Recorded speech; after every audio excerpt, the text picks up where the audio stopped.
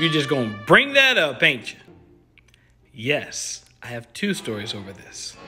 Before I got shipped out to Korea the first time, I went home and I told my parents that I was going to Korea. So, they hugged me and everything, and my mom hugs me and whispers in my ear, "Call me when you get there." So I get to Korea, and it's great. I'm immersing myself into the culture, and the smell was something to behold back then, but that's okay. I got over that. So I'm feeling myself around the base, and I'm learning about our aircraft and where everything is, and I'm a young kid, so I'm over at the Mustang hanging out.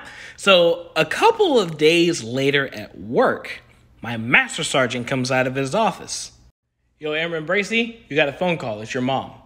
And I'm like, yeah, hazing the new kid. I'm a senior airman. I'm an E4. I'm like, okay, yeah, I'm going to go ahead and roll with this. It's the first time my master sergeant even talked to me. So I pick up the phone. "Hello? I thought I told you to call me when you get there." "Mom? I'm in Korea. You're in America. How'd you get this number?" "It's the only number the operator would give me." This was back in the day when the Air Force had live operators. So yeah, had to eat that for a couple of days. The second time, I was at Ellsworth again because I was an idiot. And we had a dentist there, civilian dentist. This dude's breath stunk.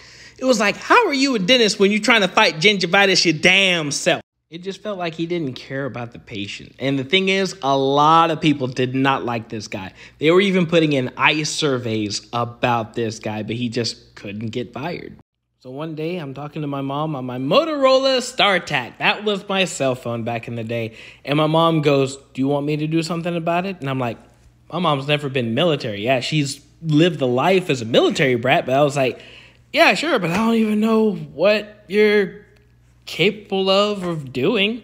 That next week, I get called into my first sergeant's office. "Bracey, do you mind explaining why your mom just called and bitched out the medical group commander?" "The flying what?" So my first sergeant gives me a dissertation on fighting my own battles and not having my mom fight them for me. I call my mom that night and I'm like, "Mom, you can't do that. You just can't do that nowadays." And my mom said one of the coolest but interesting things that my mom has ever said about me being in the military. "My stretch marks outrank everybody on that base." But my mom does it out of love, so just don't mess with a hard-charging mama who knows what to do. Have peace and love.